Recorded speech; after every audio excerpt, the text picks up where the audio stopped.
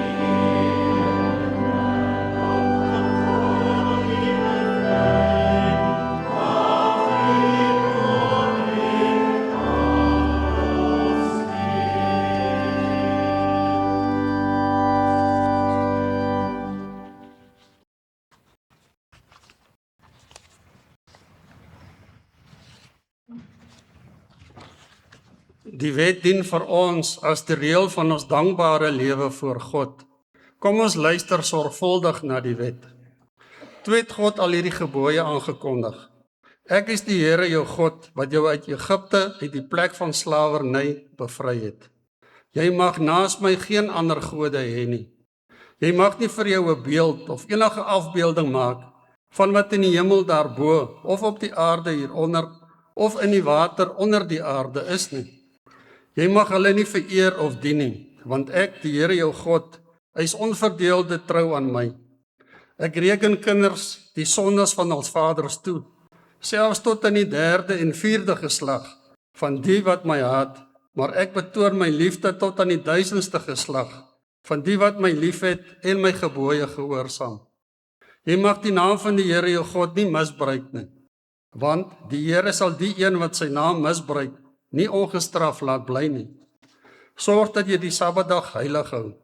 6 dae moet jy werk en alles doen wat jy moet, maar die 7de dag is die Sabbat van die Here jou God. Dan mag jy geen werk doen nie, nie jy of jou seun, of jou dogter, of die man of vrou wat vir jou werk, of enige dier van jou, of die vreemdeling by jou nie. Die Here het in 6 dae die hemel en alles daarin gemaak, die aarde en alles daarop, die see en alles daarin. Op die 7de dag het hy gerus, en daarom het die Here dit as 'n gereelde rusdag geheilig. Eer jou vader en jou moeder, dan sal jy lank bly woon in die land wat die Here jou God vir jou gee. Jy mag nie moord pleeg nie, jy mag nie egbreek pleeg nie, jy mag nie steel nie, jy mag nie vals getuienis teen 'n ander gee nie, jy mag nie iemand anders se huis begeer nie, jy mag nie sy vrou begeer nie, ook nie 'n slaaf of slavin, 'n bees of 'n donkie, of enigiets anders wat aan hom behoort nie. Kom ons sing Gesang 245, vers 2 en 3.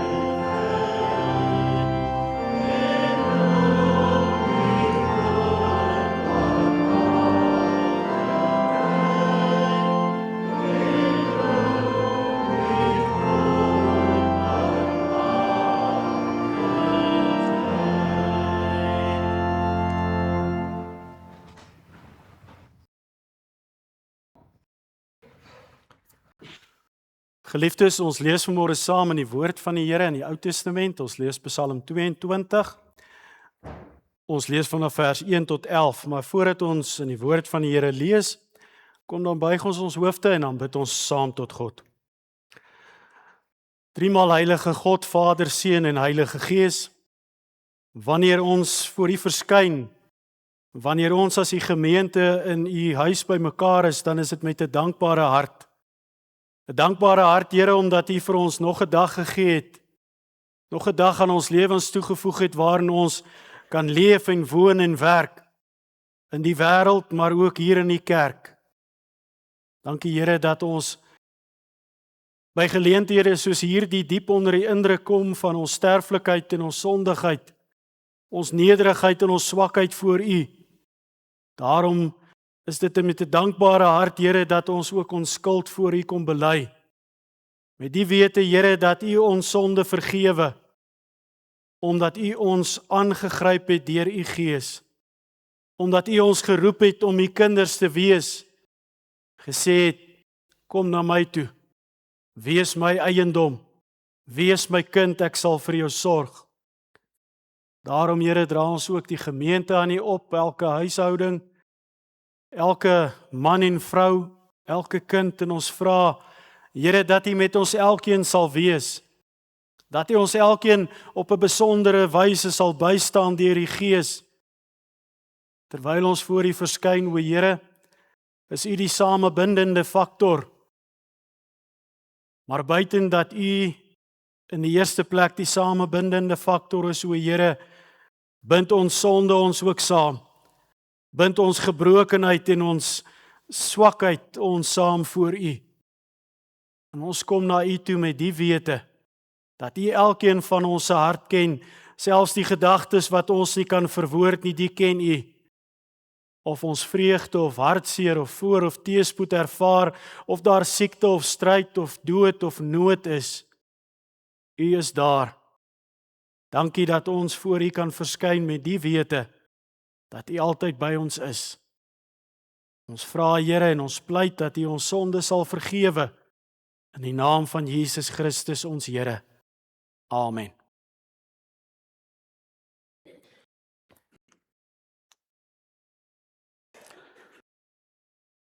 Geliefdes, ons lees saam in Psalm 22 vanaf vers 1. Vir die koorleier op die wysie van die wildsbok van die dageraad, 'n Psalm van Dawid. My God, waarom het U my verlaat en bly U ver wanneer ek om hulp roep? My God, ek roep bedags en U antwoord nie, ook snags, maar ek kry geen rus nie. U is tog die Heilige wat woon waar die lofsange van Israel weer klink. Op U het ons voorvaders vertrou. Hulle het vertrou en U het hulle gered. Hulle het na U om hulp geroep en hulle is bevry. Op U het hulle vertrou en hulle is nie beskaam nie. Maar ek is 'n wurm, nie 'n mens nie. Ek word deur die mense bespot en deur die volk verag. Almal wat my sien, spot my.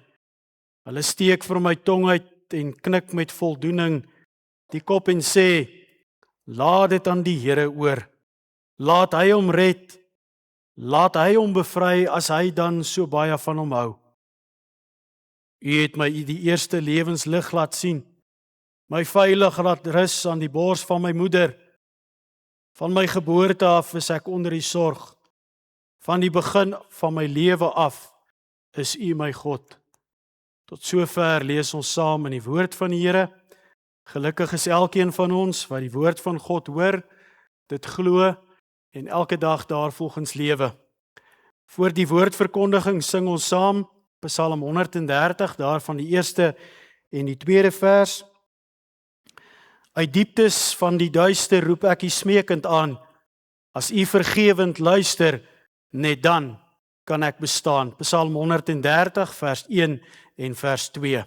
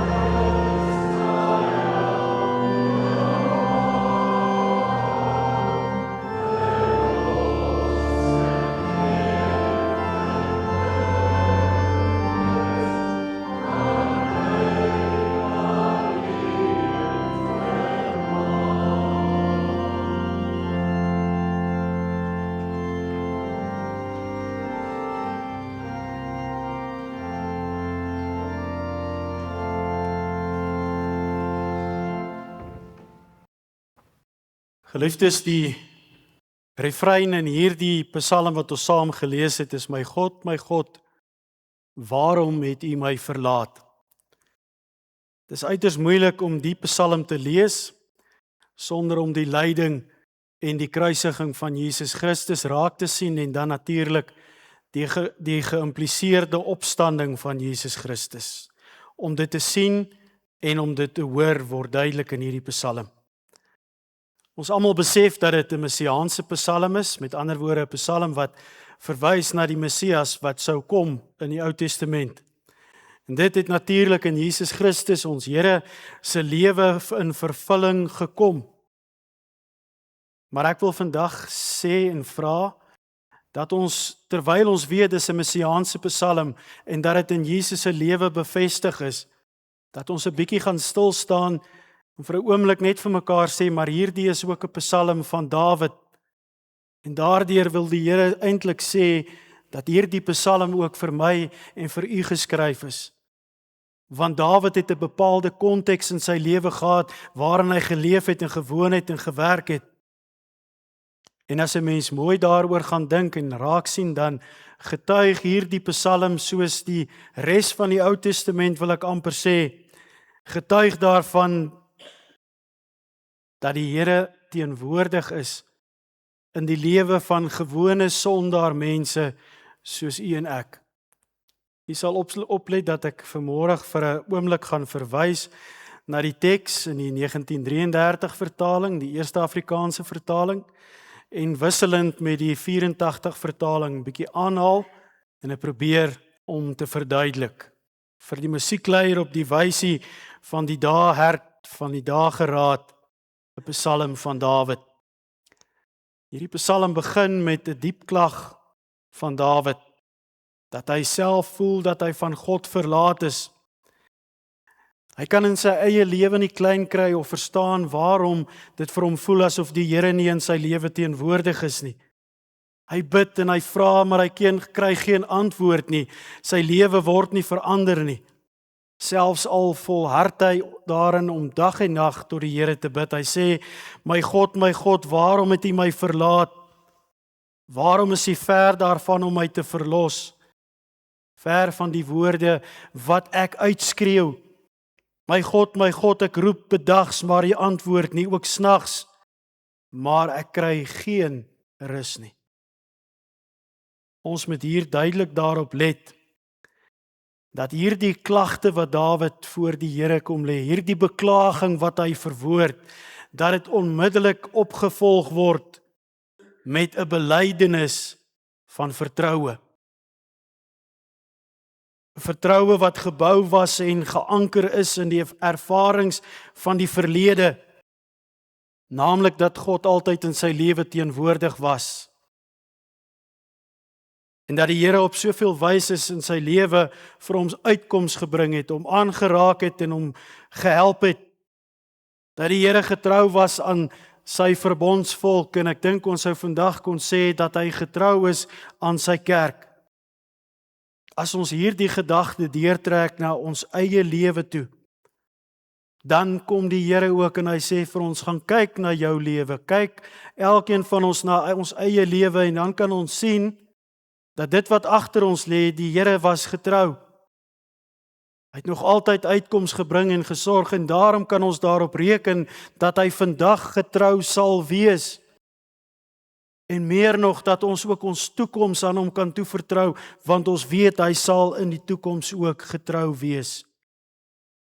En daarom is u en ek vandag in die kerk. Daarom is u en ek vandag hier om die lof van die Here te besing, want ons weet, hy is in ons lewe teenwoordig. Daarna beskryf Dawid en die Bybel by implikasie en God ons Vader, die lyding wat Dawid in sy lewe ervaar het. Hy beskryf sy minderwaardigheid. Hy sê, ek is 'n wurm, ek is nie 'n mens nie. En dan moet ons hoor dat Dawid hier verwys na die lewensiklus van 'n insek. Hoe dat hy sy lewe daarin raak sien, die swakheid, die afhanklikheid, die sterflikheid, U en ek besef ook maar al te goed dat ons swak en sondig is, dat ons van die Here alleen afhanklik is, maar dat ons met 'n dankbare en 'n bly hart voor hom kan verskyn met die wete dat dit maak nie saak wat die wêreld doen, hulle spot en hulle haat en hulle hoon en hulle vernyn teenoor ons nie. Ons het die Here aan ons kant. Al is ons swak en sondig en nietig. Hy maak dat ons in ons swakheid en sondigheid voor hom kan verskyn in en deur Jesus Christus. Hy sê, maar ek is 'n wurm, ek is nie 'n mens nie. Bespot deur mense, verag deur die volk. Almal wat my sien, dryf met my die spot. Hulle gryns en hulle skud die kop en hulle sê, wend jou tot die Here en laat hy hom bevry. Laat hy hom red as hy hom dan so goedgesind is. Broers en susters, het u en ek dit nie ook al op elke lewensterrein ervaar nie? Dat mense spottender wys na ons toe wys, omdat ons sondig is, maar omdat ons te gelykertyd ook gered is, en ons daarop vertrou dat die Here getrou is en hy vir ons sorg, dan kyk die wêreld en hulle sê, kyk na daardie skynheilige. Kyk na daardie sondaar, waarop maak hy aanspraak? Dawid bely die swaar kry van sy omstandighede en van sy wêreld. Sy krisis en sy diepste omstandigheid is dat sy verhouding met God voorheen anders was. Hy beskryf so mooi hoe dat hy in sy moeder se skoot aan mekaar geweef is, ja, volgens die ander psalme, maar dit kom terug na dieselfde toe. Die Here het hom in die lewe gebring, die eerste lewenslig laat sien. Die Here het hom aan sy moeder se bors laat druk, waar hy versorging kon vind, waar hy vrede kon vind, waar hy veilig kon wees. Daarom het hy geweet dat hy ook nou op die Here kan vertrou. Dat hy ook nou sy hulp en sy nood en sy lot by die Here kan bekla. En die wete dat die Here hoor. Hy sê, U is immers die een wat my uit die baarmoeder uitgehaal het, my op die borste van my moeder vertrou het. Op U is ek aangewese van my moeder se skoot af, van my geboorte af, was U my God. En dan pleit hy, moet my tog nie verlaat nie, bly by my, want my nood is naby. Dawid beskryf in uiters pynlike metafore of beelde al die smart en die lyding wat hy in sy lewe ervaar.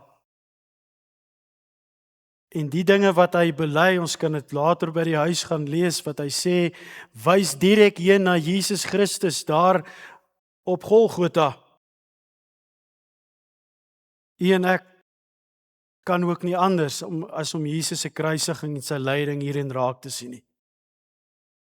Dawid verbind hierdeur sy eie lewe, die lewe van 'n gelowige, aan die Seun van God, omdat die Seun van God hom aan ons kom verbind het. Hy sê, moenie ver van my bly nie, want my nood is naby. Daar is immers niemand wat help nie. Baie bulle het my omsingel, die sterkes van Basan het my vasgekeer. Hulle het hulle monde teen my oopgesper, soos 'n leeu wat verskeur en brul. Soos water is ek uitgestort. My hele gebeente val uitmekaar, my hart het geword soos was. Dit het in my liggaam gesmeld. My krag het uitgedroog soos 'n potskerf en my tong kleef vas aan my verhemelte. In die stof van die dood laat hy my lê. Inderdaad, honde het hom omsingel. 'n bende kwaaddoeners het hom omring. Sy hande en sy voete deurboor en met leed vermaak na hom verwys.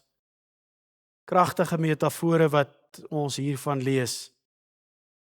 Die vyand is soos 'n trop bulle en 'n klomp leeu's wat aanstorm en omsingel. Dawid voel soos water wat uitgegooi is in die sand. Water wat verlore gegaan het, sy hele gebeente val uitmekaar uit. Hy smelt weg. Hy voel soos iemand wat reeds dood is. En dan hoor ons in hierdie woorde weer klink die lyding van Jesus Christus ons Here. Die Seun van God, daar aan die kruishout, dit wat hy ervaar het en beleef het. Want as ons daarna gaan kyk na Jesus se lewe, dan is dit duidelik, hy was deur 'n trop wilde bulle en leeu's omsingel. Want die Fariseërs en die Sadduseërs, die Joodse raad, het hom omsingel daar in Getsemane. Toe hulle hom gevange geneem het om gekruisig te word, en die Romeinse soldate het inderdaad sy hande en sy voete deurboor. Hulle verdeel sy kosbare boekleed. In die Ou Testament was dit baie belangrik, die klere wat jy gehad het. Nie net om mee te spog nie, maar om in en mee te oorleef. Dit het hulle by Jesus weggevat. Weereens gaan dit vir hierdie twee figure wat aan die woord kom, Dawid as mens en Jesus as die Seun van God.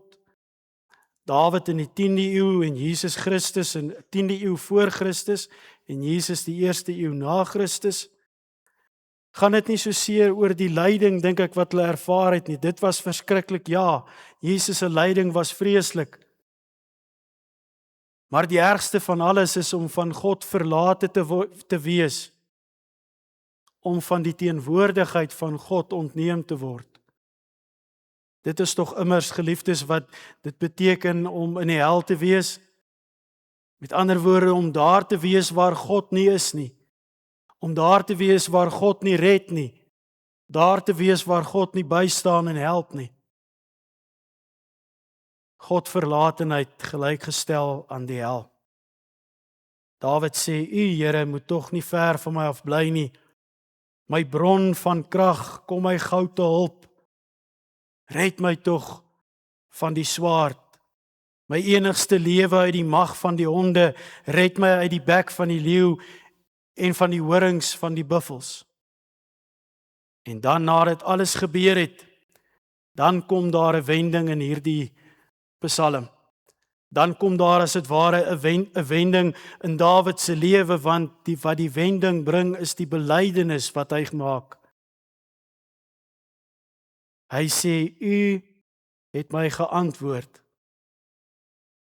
Geliefdes, het dit nie in my en u lewe ook 'n wending gebring nie? Die feit dat ons kan bely, U het my gebed verhoor. Miskien nie soos wat ek dit op daardie oomblik wou gehad het nie. Maar God was in alles, in siekte, stryd, lyding en dood, was hy by my gewees en het hy my gebed verhoor. Die wending in hierdie Psalm kom met die belydenis wat Dawid maak, wat sê die Here het sy gebed verhoor. En dan, wat is die eerste reaksie wat Dawid het? Dawid se reaksie is hy gaan na die gemeente toe. Daai tyd se Ou Testamentiese gemeente, ja, maar hy gaan na die gemeente toe, na daar waar die lofliedere van Israel klink. Hier waar u en ek vandag sit. Dawid kom met die belydenis dat die Here het sy gebed verhoor en daarom, nadat Jesus Christus die kerk soos ons dit ken gestig het, kan ons ook bely, die Here het ons gebed verhoor. En die Here sorg vir ons ook in die gemeente. Hy sorg in elke omstandigheid, hy is by ons. Dawid sê, ek wil die naam verkondig aan my broers in die byeenkoms, wil ek u loof. Verskoon. Trouwens, geliefdes, wat met Dawid gebeur het, illustreer vir alle gelowiges en ook vir my en vir u wat duisende jare na Dawid leef en 2000 jaar na Jesus Christus, dat die Here juis die God van hulpeloses is. Dat die van ons wat soos 'n wurm voor God voel, swak en sondig en nietig en uitgelewer aan die wêreld, ons kan voor die Here verskyn in die wete dat hy ons in die taal wat die wêreld vandag praat bemagtig. Hy gee vir ons krag om sy kinders te kan wees. Hy gee vir ons krag om te kan volhard in die geloof. Hy gee vir ons krag om ook hier in die gemeente te werk. Daarom dat ek 'n bietjie klem lê, buiten dat dit 'n messiaanse psalm is wat so belangrik is dit ook 'n psalm van Dawid. 'n Psalm wat geskryf is deur die werk wat God in 'n mens se lewe aangerig het, gedoen het. Die manier waarop die Here 'n mens se lewe aangeraak het. Dit het Dawid ook gebring tot die belydenis dat die Here hom nooit alleen sal los en hom nooit alleen gelaat het nie. Hy sê, U is die rede vir my lofprysing in 'n groot byeenkoms. My gelofte sal ek nakom in die teenwoordigheid van die wat vir hom gesag het. Die verdruktes kan dan eet en versadig word. Wie hom raadpleeg, wie die Here loof. Hy sê, mag julle harte vir altyd leef. En dis met hierdie woorde dat die universele boodskap hiervan deurbreek. Naamlik dat God in die eerste plek, soos in die Nuwe Testament ook duidelik uitgespel word, oor die hele wêreld sal regeer. En dat die hele wêreld hom sal erken. Dat elke knie sal buig en dat elke tong sal bely dat hy die Here is. Ek weet, broers en susters, as ons na die wêreld daar buite kyk, daar waar ons in die skool is, of waar ons woon, of waar ons werk, daar lyk dit soms vir ons asof die duiwel die oorhand gekry het. Hierdie psalm wil vir ons heenwys na Jesus Christus se kruis, meer nog na die leë graf, die oorwinning wat hy behaal het, en dat hy verhef is, en sit aan die regterhand van God, en dat terwyl die wêreld dit nie weet nie, hy inderdaad besig is om te regeer. Dat die Here nog altyd van geslag tot geslag getrou was, daarom sal hy ook getrou wees tot in die eindtyd.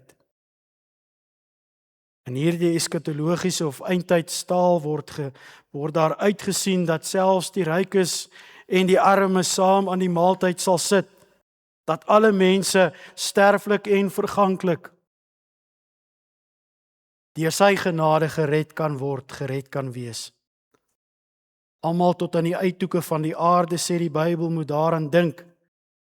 En die mense moet hulle self tot die Here bekeer. Al die familiegroepe van die nasies moet voor U in aanbidding buig, want aan die Here behoort die koningskap en hy heers oor die nasies. Ja, voor hom sal almal wat oordadig leef aanbiddend neerbuig. Voor hom sal elke sterfling kniel, elkeen wat nie die lewe kan behou vanuit homself nie. En 'n nageslag, die nageslag van Dawid, die nageslag van Jesus Christus sal hom dien. Broers en susters, hierdie is 'n kragtige psalm. As ons daarna gaan kyk vanuit 'n mens se oogpunt, die literêre werk wat daar gedoen is, dan staan ons verstom. Ons verstaan dat hierdie psalm ons lewe ook oorspoel. In Psalm 22 sien ons die lyding en die kruisiging van Jesus, maar daarby word ook geïmpliseer dat die kruis van Jesus Christus lei tot die opstanding uit die dood, tot die graf wat leeg is. Hierdie is 'n onvergelyklike psalm, 'n onvergelyklike messiaanse psalm, wat in besonderhede vir ons vertel hoe dat Jesus se lewe, sy sterwe, alles in vervulling gebring het. Vir ons heenwys na alles wat hy vir ons gedoen het. Dis messiaans. Ja, dit verwys na die Messias en ons is dankbaar dat ons dit in die Ou en die Nuwe Testament kan sien dat Jesus dit kom bevestig het. Maar ons onthou vandag ook dat dit 'n psalm van Dawid was. 'n Psalm wat deur 'n sondaar mens geskryf is, wat deur God natuurlik geïnspireer is om gewone sondaar mense soos u en ek aan te spreek. Vir ons wil sê, volhard in die geloof, wees getrou. want die Here is ook getrou. Hy sal my en u nooit verlaat nie. Dit is die gebed wat die Here vir ons in hierdie Psalm bring. Hy sal ons nooit verlaat nie. Amen. Kom ons bid saam.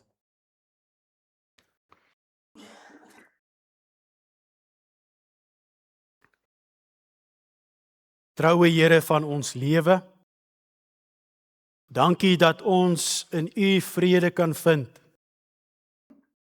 Dat ons vrede kan vind in die wete dat u, wat die almagtige God is wat ons gemaak het, ook ons lewe in stand hou. Daarop reken ons elke dag met dankbaarheid. Maar Here, groot dankbaarheid gaan ons menslike versigtinge te bowe, wanneer ons besef dat u vir ons die ewige lewe gebring het. Dat ons voor u kan verskyn en kan lewe vanuit die wete dat selfs al sterf ons, is dit net 'n einde aan hierdie wêreld, lewe ons in ewigheid by u.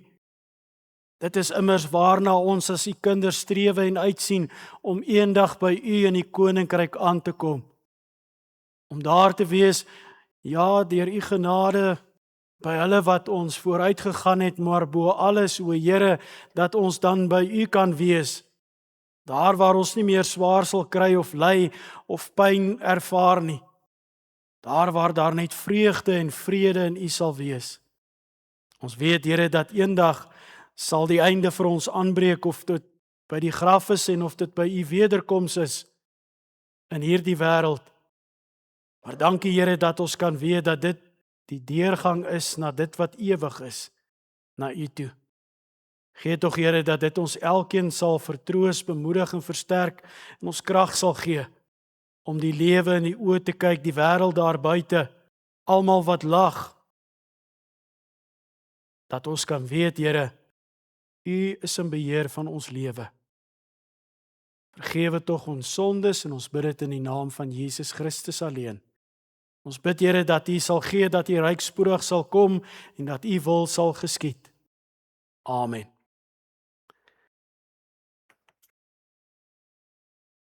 Geliefdes, ons sing saam ten slotte Gesang 167, daarvan die eerste en die tweede vers. Jesus, bron van alle lewe, Jesus, u wat lof verdien, u die bron van alle waarheid, u laat my die Vader sien. Gesang 167, vers 1 en vers 2.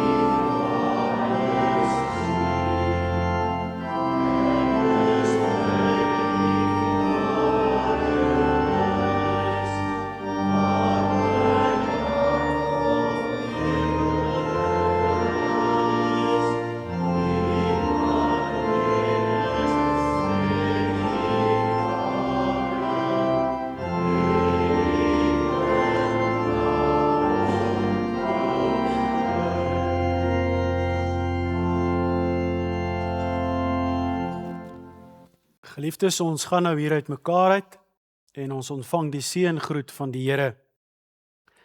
Die Here sal u almal seën en u beskerm. Die Here sal tot elkeen van u se redding verskyn en u genadig wees.